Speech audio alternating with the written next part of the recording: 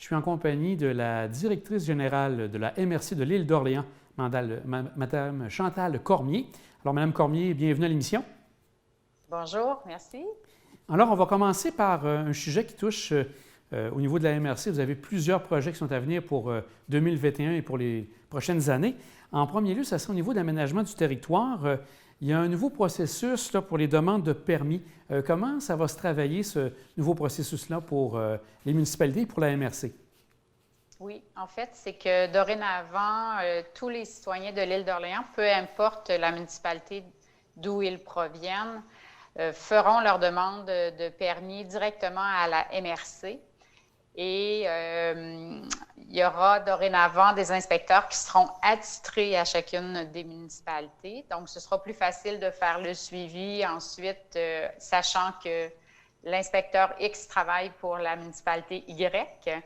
Il y a également aussi à la MRC, on a procédé à l'embauche d'un inspecteur en environnement, donc pour tout ce qui concerne les installations sanitaires, les cours d'eau, les inondations ou tout ce qui touche les rives, là, et quand il y a des grands vents et des grandes marées, ce que le fleuve peut endommager. Donc, il y aura un inspecteur, il y a actuellement un inspecteur dédié spécifiquement pour les sujets reliés à l'environnement, mais également, la MRC s'est portée acquéreur de logiciels qui vont permettre de faire des demandes de permis en ligne, de les payer en ligne et également une autre application qu'on appelle Qualité des services, alors qui, elle, concerne les plaintes, quand les citoyens constatent quelque chose ou souhaitent une vérification à quelque part, bien tout ça pourra se faire par ces logiciels-là. Puis ça va permettre un meilleur suivi aussi là, et pour l'équipe de la MRC et pour les citoyens. Puis on en a profité également pour modifier et rendre conforme à tous ces changements-là le site Internet de la MRC qui est beaucoup plus convivial maintenant et donc où on retrouve en ligne l'ensemble des demandes de permis qui sont nécessaires en fonction des types de travaux qu'on veut faire, qui présente aussi la réglementation de la municipalité dans laquelle on habite, qui donne accès aussi au formulaire pour obtenir une autorisation du ministère de la Culture, étant donné que l'ensemble de l'île d'Orléans est un site patrimonial déclaré. Donc, tout ça dans le but de simplifier le plus possible le processus de demande de permis municipaux pour les citoyens et pour l'équipe de la MRC également. Je vous pose la question parce que là, ce processus, vous l'avez fait parce que c'était, vous souhaitez peut-être centraliser les informations à un endroit en étant répartis par municipalité. C'était un peu plus compliqué. Le processus est venu comment pour venir amener ça à la MRC?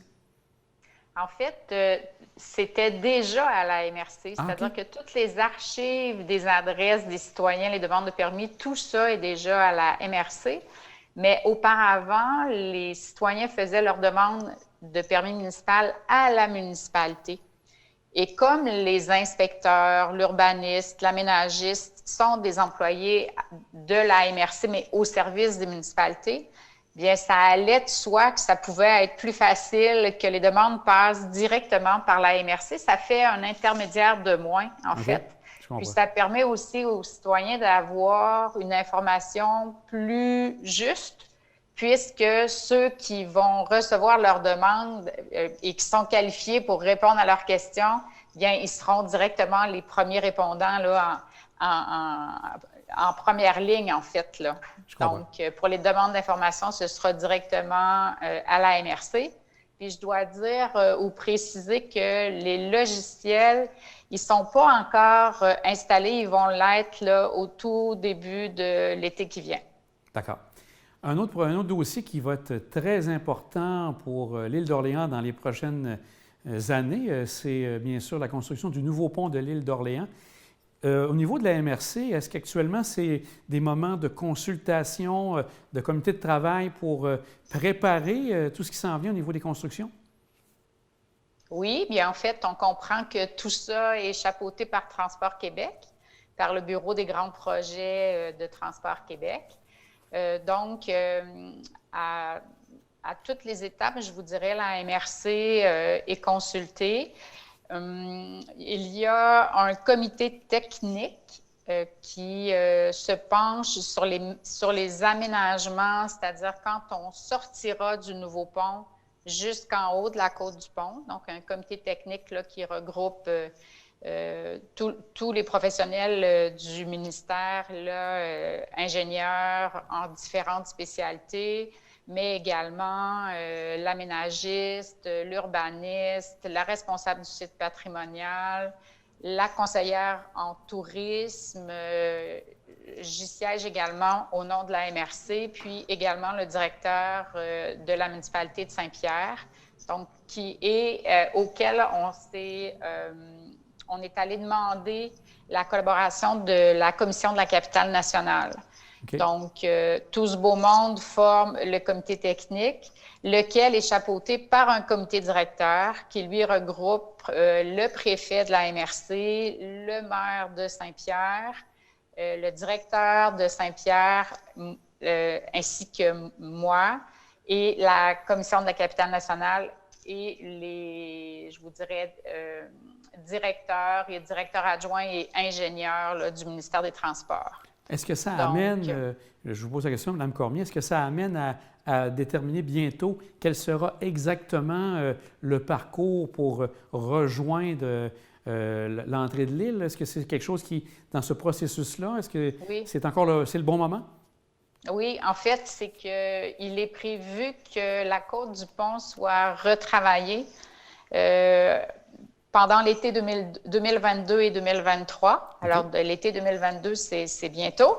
Oui. Alors, de là, l'idée d'avoir créé ces deux comités-là qui sont en travail, je vous dirais, depuis le début de l'année, afin que tout le monde travaille dans le même sens aussi, puis qu'on ait...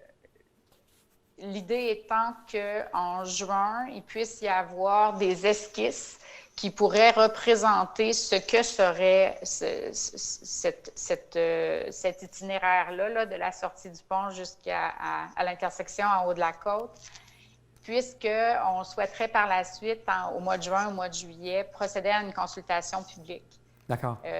Pour que monsieur, madame, tout le monde, les citoyens qui voudraient se prononcer puissent le faire. C'est ça. Puis, tout en même temps, bien, on a vu là, que Transport Québec avait organisé une consultation publique sur les enjeux environnementaux, en a organisé un autre sur comment les citoyens souhaitent commémorer le pont actuel. D'accord. Parce que c'est quand même un pont unique, assez unique au Québec, donc, et qui est aussi une signature. Hein, quand on pense à l'île d'Orléans et qu'on voit ce pont-là, les gens l'associent assez facilement. Donc, il y a aussi un comité qui travaille sur cet aspect-là. D'accord. Je voulais regarder aussi avec vous, étant donné que vous avez quand même, comme je disais, beaucoup de projets à regarder. Si on y va du côté développement économique, je pense qu'en 2020, il y a eu plusieurs entreprises qui ont été aidées par la MRC, par divers programmes. Pouvez-vous nous parler un peu de combien d'entreprises vous avez pu aider durant l'année 2020 avec ces programmes? Et qu'on aide encore. Oui, tout à fait, oui. Notamment à cause de la pandémie là, et des différents programmes que le gouvernement du Québec a mis à la disposition des entreprises par l'intermédiaire des MRC. Donc, depuis l'an passé, là, depuis avril 2020, on dépassera bientôt là, le demi-million de dollars qui aura été octroyé sous forme de prêts ou de subventions à une vingtaine d'entreprises. Donc, on est pour une quatrième ou cinquième fois, je pense, en demande de financement supplémentaire auprès du ministère de l'Économie et de l'Innovation pour être en mesure qu'il y ait toujours des fonds disponibles pour aider les entreprises quand elles nous interpellent. Puis, donc ça, c'est pour les fonds spécifiques dans le cadre de la pandémie. Mais il y a aussi à la MRC différents fonds qu'on gère, dont le Fonds régional de la capitale nationale. qu'on gère depuis 2018. Et donc, en date d'aujourd'hui, ce sera plus d'1 million de dollars qui aura été investi sous forme de subvention auprès de 16 entreprises là, qui ont des projets de développement, majoritairement des projets de développement, beaucoup en agriculture, en agroalimentaire, en agrotourisme aussi, et quelques-uns au niveau culturel. Je regarde aussi un élément qui devient intéressant pour vous, c'est le programme Accès Entreprise Québec, là, qui, je crois, qui va commencer sous peu. Est-ce que l'embauche d'une nouvelle ressource a été faite ou ça s'apprête à se faire? Ça s'apprête à se faire. En fait, c'est un nouveau réseau que le gouvernement du Québec met en place. On a dû aller en deuxième affichage. Alors, il y a des entrevues en cours actuellement là, pour combler ce poste-là. On espère bien pouvoir embaucher à la séance du Conseil des maires là, qui aura lieu le 12 mai pour que cette personne-là puisse être en place le plus rapidement possible. Et donc, l'idée du mandat qui lui serait confié à la MRC, il y a déjà des professionnels. On a une conseillère aux entreprises qui est agroéconomiste, donc qui est bien placée pour accompagner les producteurs agricoles et agroalimentaires. Il y a aussi une conseillère en tourisme et en culture. Et donc, le secteur qu'on rejoint un peu moins ou c'est le secteur commercial. Okay. Alors, c'est ce qu'on souhaiterait développer avec l'embauche de cette nouvelle ressource-là, notamment la bonification de la mise en marché, tout ce qui est marketing numérique maintenant, qui est la grande tendance là, des boutiques en ligne, des circuits courts pour la mise en marché. Donc, ce serait tout cet aspect-là là, qu'on souhaiterait voir développer, travailler par cette nouvelle ressource-là. Aussi, en conclusion, vous êtes en train de reviser la politique familiale là, en général pour l'île d'Orléans. Je crois que vous avez une personne qui est attitrée à la MRC pour justement aider les municipalités dans cette démarche. Oui, tout à fait. On a une coordonnatrice pour la politique familiale en la personne de Véronique Gravel. Et donc, on vient de terminer un questionnaire qui était adressé à la population, où il y a près de 300 personnes là, qui lui ont répondu. Donc, ça nous a permis de rejoindre 900 personnes, là, parce que parmi ces personnes, il y avait des familles, bien évidemment. Donc, tout ça a été compilé. Et donc, la prochaine étape, c'est de finaliser chacun des plans d'action des municipalités en lien avec la politique familiale et des aînés et le plan d'action de la MRC également, pour 2021, 2022 et 2023. Bien, un grand merci, Mme Cormier, pour toutes ces informations.